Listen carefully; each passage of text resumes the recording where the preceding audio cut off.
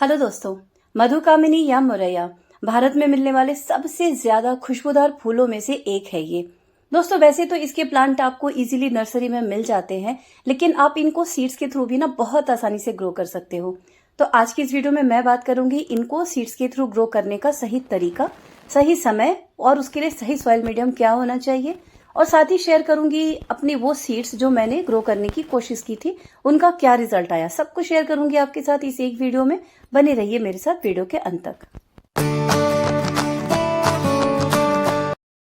मधुकामिनी मार्च से लेकर नवंबर तक खुशबूदार फूलों से भरा रहने वाला एक परमानेंट फ्लावरिंग प्लांट है ये। अभी अप्रैल एंड होने से पहले अगर आप इनके सीड्स लगा लेते हो ना, तो 100% उनकी जर्मिनेशन होगी।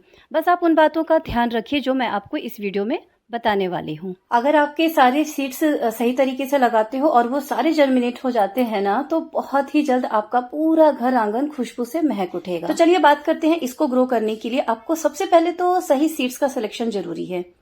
आपको ना ऐसे ग्रीन वाले सीड्स बिल्कुल नहीं लेने हैं, ये कच्चे होते हैं, ये ग्रो नहीं करेंगे। अगर आप चाहो तो या तो जो इस तरह के हल्के ऑरेंज कलर के सीड्स हो चुके हैं ना, इनको भी आप ले सकते हो, लेकिन सबसे बेस्ट जो होता है वो होते हैं बिल्कुल मैच्योर सीड्स, जो इस तरीके से ना रेड रेड हो जाते हैं। ये बिल्कुल चेरी की तरह दिख रहे हैं। ये सबसे बेस्ट होते हैं, आप इनको ग्रो करो।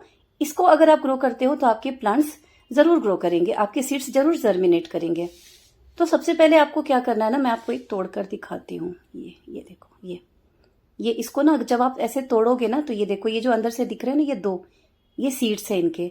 इन्हीं को आपको ग्रो करना है, डायरेक्ट नहीं करना। इनको निकालकर साफ करके फिर इनको ग्रो करना है।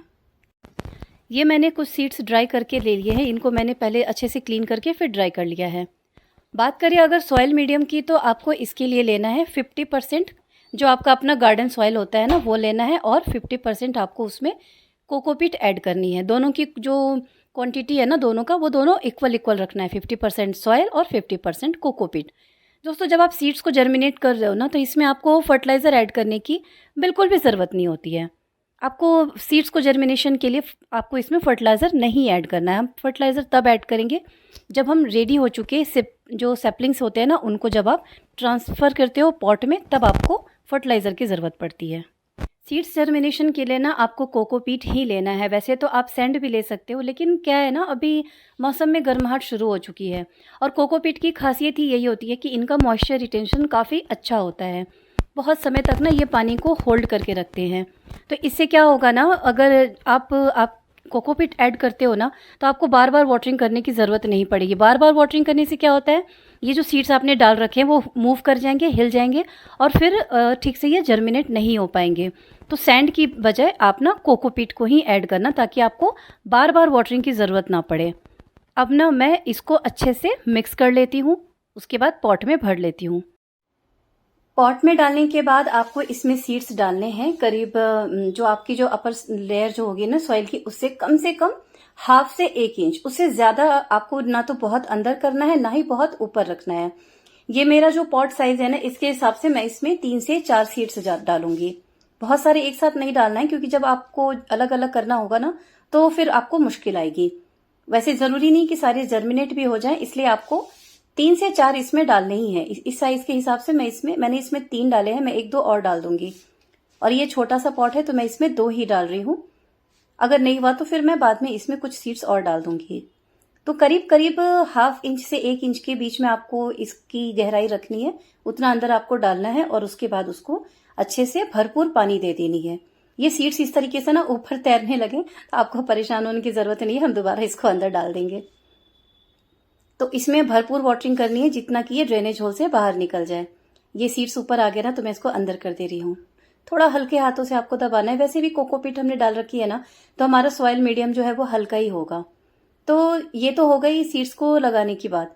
अब बात करते हैं इसको रखने के लिए जो है उस सही लोकेशन क्या है, क्योंकि बहुत ज्यादा डिपेंड करता है कि आपने अपने सीड्स को कहाँ लगाया है, कहाँ रखा है। आपके जो सीड्स है ना वो जर्मिनेट हो जाए, इसके लिए आपको अपने इस पॉट को ऐसी जगह पर रखना है जहां इसको कम से कम 2 से 3 घंटे की लाइट मिले, ब्राइट सनलाइट मिले, लेकिन सुबह की। ये मेरे आंगन का वो एरिया है जहां पर सुबह सुबह की धूप आती है। तो आप भी ऐसी जगह पर रखो जहां पर 2 से 3 घंटे की मॉर्निंग वाली जो सनलाइट होती है ना, जो बहुत हार्श नहीं होती है, आपको उस जगह पर अपने इन सीड्स को रखनी है। मैं इसको यहाँ इसलिए भी रख रही हूँ ना, क्योंकि आसपास जो प्लांट्स है ना, इससे इस सीड्स को ना नमी मिलती रहेगी और ये कभी भी पूरी तरह से ड्राई नहीं होगा, क्योंकि ड्राई हो जाए ना एक बार तो फिर उसको जर्मिनेट करना मुश्किल होता है। तो मैं ना जो मैंने दो प्लांटर रेडी किए हैं सीड्स वाले, इनको मैं यहाँ पर रख दे रही हूँ। ये है रिजल्ट मेरे उन सीड्स का जो मैंने कुछ दिन पहले ग्रो किए थे। ये जो छोटू सा आपको प्लांट दिख रहा है ना सेंटर में, ये 2 पत्तों वाला इधर, ये मैंने 7 से 8 दिन पहले ग्रो किए थे। ये वाला आप देख सकते हो, इसके जो सीड जो कवर रहता है ना, वो अभी कवर भी अलग नहीं हुआ है। और ये वो प्लांट है जो इसको मैंने करीब 12 से 15 दिन पहले लगाए थे सीड्स को। मैंने अलग अलग टाइम पर सीड्स लगाए थे, तो उसी हिसाब से ही सबकी जर्मिनेशन हुई है। लेकिन एक बात है कि मैंने जितने भी सीड्स लगाए थे ना, वो सारे के सारे जर्मिनेट हो गए हैं। मुझे इस वक्त ना जो पॉट समझ में आया ना, मैंने सब में सीड्स डाल दिए थे और लगभग सारे जर्मिनेट हो गए हैं। अब मैं ना आपको कुछ दूसरे प्लांट्स दिखाती हूँ जो मैंने दूसरे पॉट में लगा रखे हैं। ये देखो, ये भी सेम है, 12 से 15 दिन का रिजल्ट ये भी है। मैक्सिमम 20 दिन का होगा, उससे ज्यादा का नहीं होगा। और अब देखो इनकी ग्रोथ कितनी अच्छी चल रही है। इनके लीव्स भी हेल्दी हैं और 2 लीफ के बाद जो सबसे पहले जो प्राइमरी लीफ निकलती है ना, उसके बाद ये देखो इसमें से एक्स्ट्रा लीफ भी आने लग गई है। और दोस्तों ये रिजल्ट ना मुश्किल से 15 से 20 दिन के अंदर का है। तो इस तरीके से जो मैंने आपको बताया है ना, अगर इस तरीके से आप भी सीड्स को लगाते हो, लेकिन आपको ये काम अप्रैल एंड होने से पहले कर लेना है, क्योंकि उसके बाद फिर गर्मियां तेज हो जाएंगी और उसके बाद सीड्स का ग्रो करना थोड़ा मुश्किल हो जाएगा। कर तो सकते हो बट थोड़ा मुश्किल हो जाएगा। और आपको एक बात का और ध्यान रखना है कि जब ये इनके 2 से 4 पत्तियां जब निकलती है ना, तब आपको इसको दूसरे पॉट में शिफ्ट नहीं करना है, आपको थोड़ा वेट करना है। ये जो अभी जैसे 15 दिन का ये रिजल्ट है, 20 दिन भी नहीं होगा, मुश्किल से 15 दिन का रिजल्ट है। तो जब इसको इसमें लगे करीब 1 महीना हो जाएगा ना, तब मैं इसको बड़े पॉट में शिफ्ट करूंगी, क्योंकि ये इतने छोटे हैं ना, अभी इनकी रूट्स उतने ज्यादा हेल्दी नहीं हुए हैं। तो आप इनको ना 1 महीने तक इसी में रहने देना, उसके बाद इनको शिफ्ट करना। तो ये था मधुकामिनी को सीड्स के थ्रू ग्रो करने का सबसे बेस्ट तरीका। अप्रैल एंड होने से पहले आप ये काम कर लो, आपको बहुत जल्द खुशबूदार फूल मिल जाएंगे। आई होप कि मेरी ये वीडियो आपको पसंद आई हो, आपके काम आई हो। Thanks for watching. Happy gardening.